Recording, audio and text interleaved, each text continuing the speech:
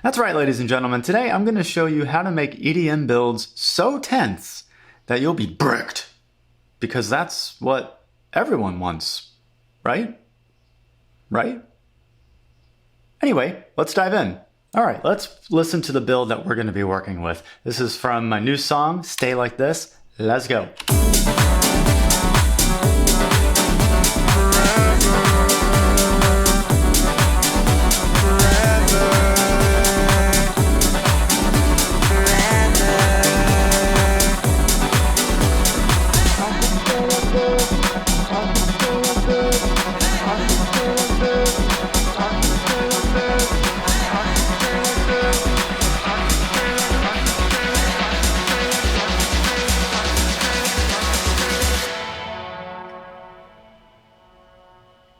I could stay like this forever.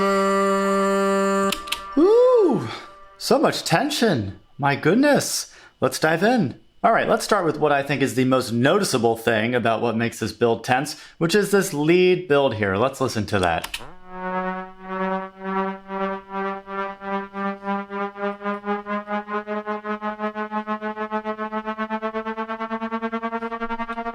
Oh yeah, that's great. So there's some things I have to it to be able to modulate it to make it sound like it does, but let's see what it sounds like without any of this engaged, without these effects engaged here. So let's listen to that now.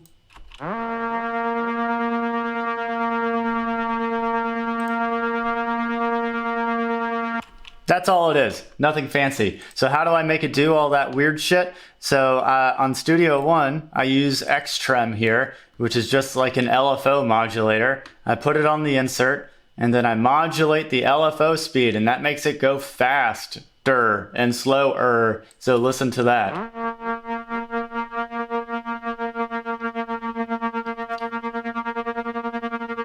Now, this is not controlling the pitch. This is just controlling the speed of the blah, blah, blah, blah, blah, blah, the flutter, right? So that's how you do that. And then I have it speeding up, and then I have it slowing down near the end because I really like what it does in this moment of silence here. So let's listen to that.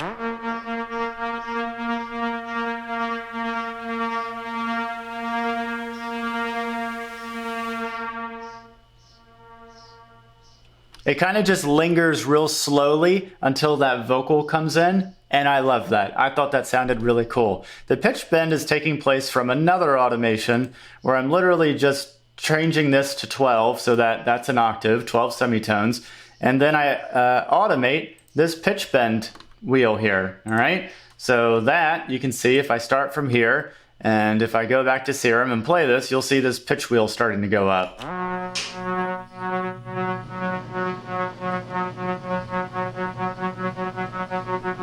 Well, kind of. You can't really see it that well, but just know that that is how I'm controlling the pitch bend. So this to me is probably the most interesting way that I add some tension to this build. The second thing is my use of effects. So I have quite a few effects down here, and as for effects, I just mean things like swells and swooshes and risers and things like that. So let's listen to what all of these sound like individually and then collectively. So I'm only going to play a snippet of each. So here's one.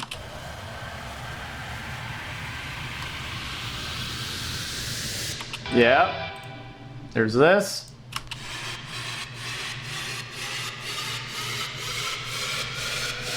So that one has a different flare because that one has kickstart on it to sidechain it, right? Give it that ducking sound. And then the last one is more of an uplifter. Ooh. So that sounds pretty sick. And so if we listen to the song without these, which we'll do right now, you'll notice that there is a huge difference versus when I play the, how do I get this? There we go. I'm going to play it with the effects, and I'm going to play it without the effects. So here's, actually let's do without first.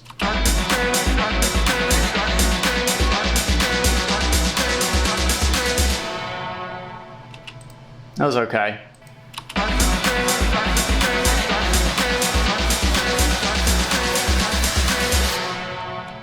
Woo! That's what I'm talking about. All right, so that's the effects. The next thing I have is a snare built-in. All right, so I have a snare right here. So let's settle that and listen to that, how that sounds.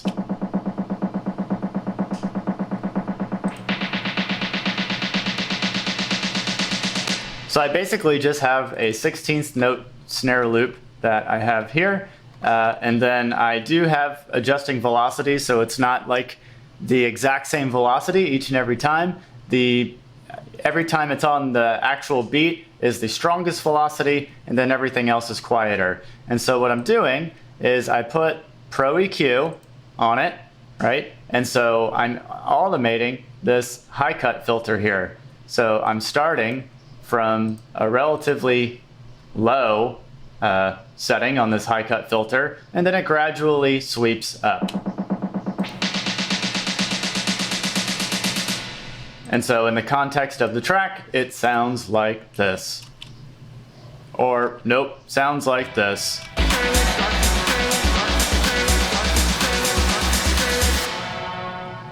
So it's not out and in your face, but it is noticeable, and it just, again, adds to the tension. All right, the other thing I do is I drop instruments halfway through. So if you notice in the first half of this build, there's a lot of percussion going on.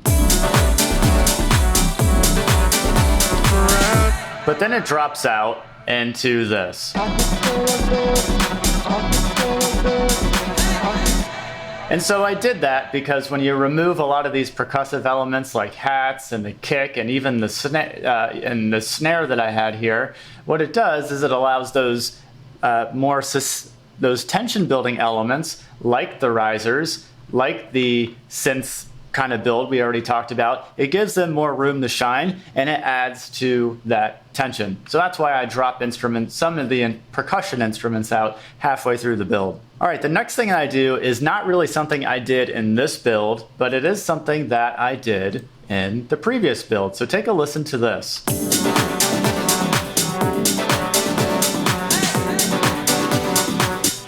And now if you listen to this with headphones, you're going to notice something, that there's something missing, and what's missing is a lot of low end. So what I did is I went and I have this instrument track here. So this is an instrument bus. So all of my instruments feed into this instrument bus. And so what I did is I slapped a low cut filter on the build. So you'll be able to hear that when I transition from a couple measures before and into the build. So listen to that. I can stay like this forever.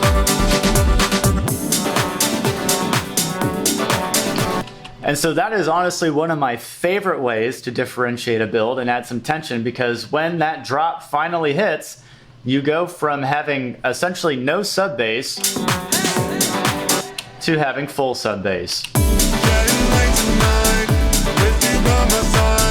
And again, that contrast helps add that tension to the build. Okay, another thing that I do is honestly a little bit more complicated, but bear with me because it's dope.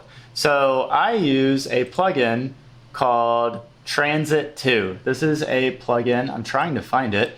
It's by Baby Audio, and where the hell is it? It is right here. So what this is, if it loads, is this basically allows me to control different effects all at once.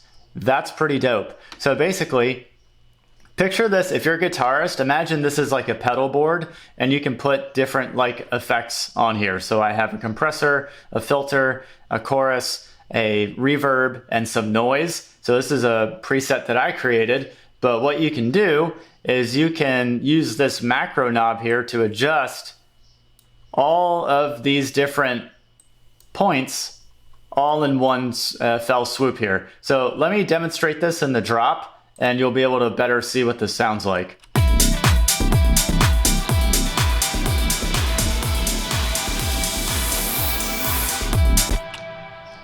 That's pretty cool. So what I do is I automate this. So again, this is on my pre-master. So this is actually my instrument bus feeds into the pre-master. This is my bus right before the master bus, right?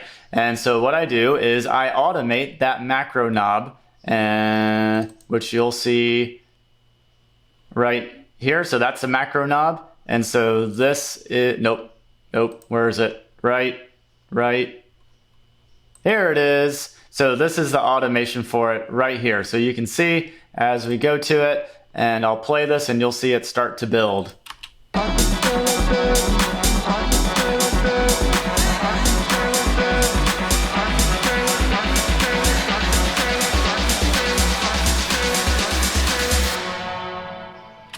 Now, watch what this sounds like without this, because it is vastly different. Let's turn that off.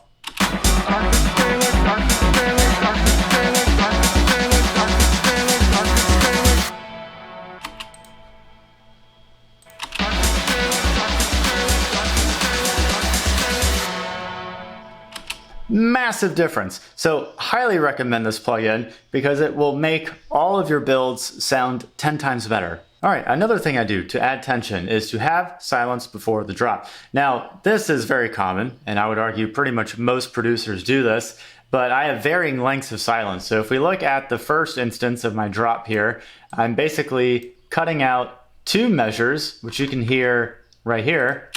I can stay like this forever. So we have that, right? And so that's 2 measures that are dropped out, and the only thing that is in there is the vocals, as well as like some lingering reverb from before, and you can automate to cut that out too, but I actually like some of the lingering reverb. But what I really like is for the second build is there's extended silence. So there's 4 measures of silence. And so if we listen to that,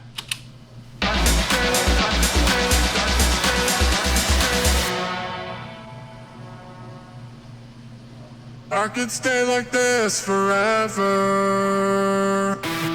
so that's really neat because the expectation is that the vocal is going to come in right as the silence happens, but I actually let 2 measures just sort of sit, and the reverb is still like faintly there, and this I feel like it adds a lot of tension to it because you're like, okay, what's happening? This is a lot more silence than I was thinking, and then the vocals come in, and it's just really cool. And that synth sound, if you'll notice, will also linger into the silence, which I really like.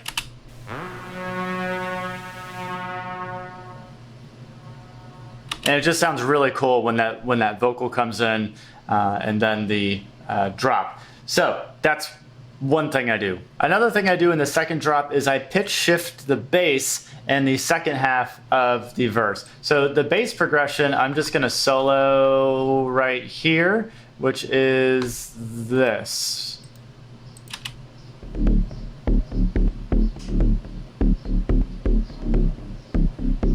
So it's just cycling between 2 notes from the chord progression. And so what I do though is when I get to measure 75, then I pitch shift it.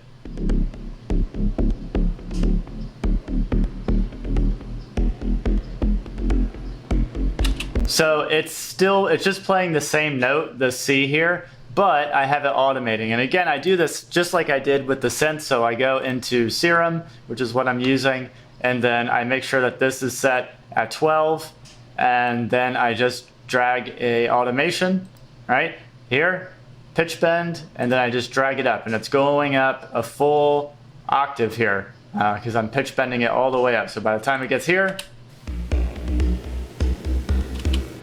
we get to that full octave. And so that, in the context, sounds like this.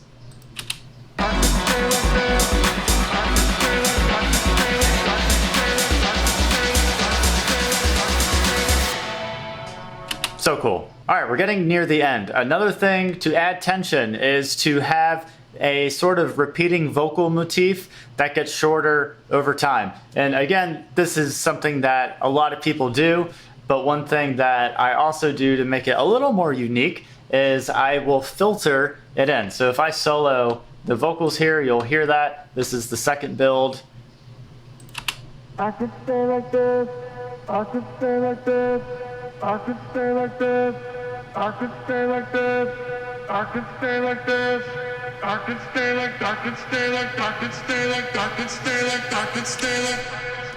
So I have the vocal repeating, and you can even like chop this up into even tighter segments if you want to. I like the way that it sounded here, and then I have it filtered up. So I have right on the vocal channel, I have EQ, and then it is automating right here. And you can see it kind of starts here I could stay like this. I could stay. and just sort of goes up. And I do have a curve with it as well, so it's not just like a linear. I don't typically use linear fades or linear curves that much. I usually like to have a curve here so that it's a little more steep near the end of it, an exponential curve, if you remember that from math class. And so that's what I do on here, and that makes it sound pretty dope. All right, and one sniper thing that I did in the first build is I did a tape stop for the vocals. And so this is another great way to sort of add tension as well right before it cuts out. So let's listen to that soloed here.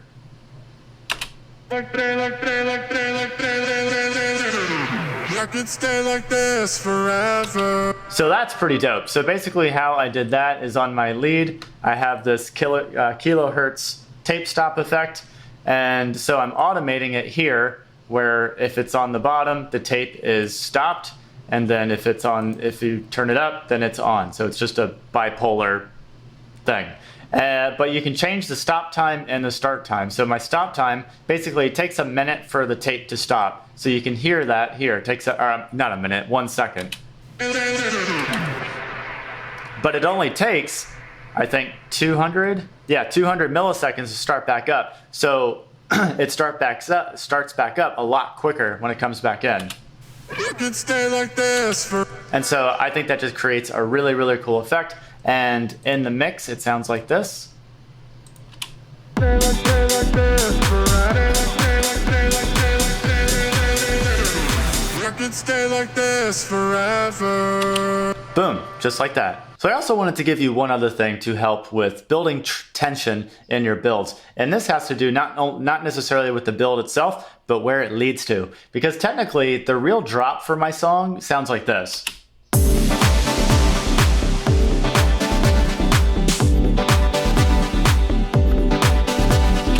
But in the second drop here, what I do is I do sort of this fake out here. So this is where the extended silence is. So listen to this here. I'll play probably starting here.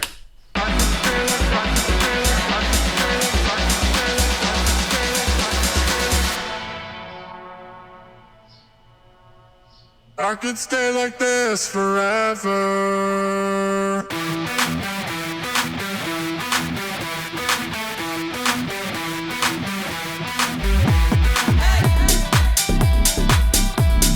So I have what's called a fake drop, and so you could hear what it sounded like. It's basically it's a repeating melody that I have throughout the song, but it is played on a super saw here,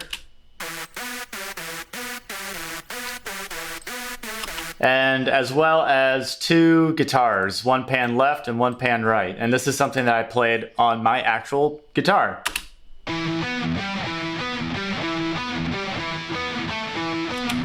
So I just thought it sounded cool, and it added just something very different and unexpected to the listener, because you want to switch it up. Not only do you want to add tension and get people bricked up, but you also want to surprise them sometimes. And so this is a cool way to do that. All right, so hopefully this video helped you out, and it learned how to create amazing tension so good in your build-ups that you're gonna brick up so many people if you use these techniques. And there's so many more that you can implement, and there's so many more that I can't wait to learn myself. But I'm curious, out of all these techniques, which one do you feel like is the most useful for you? Let me know in the comments, and until next time, I'll see you in the next video. Take care.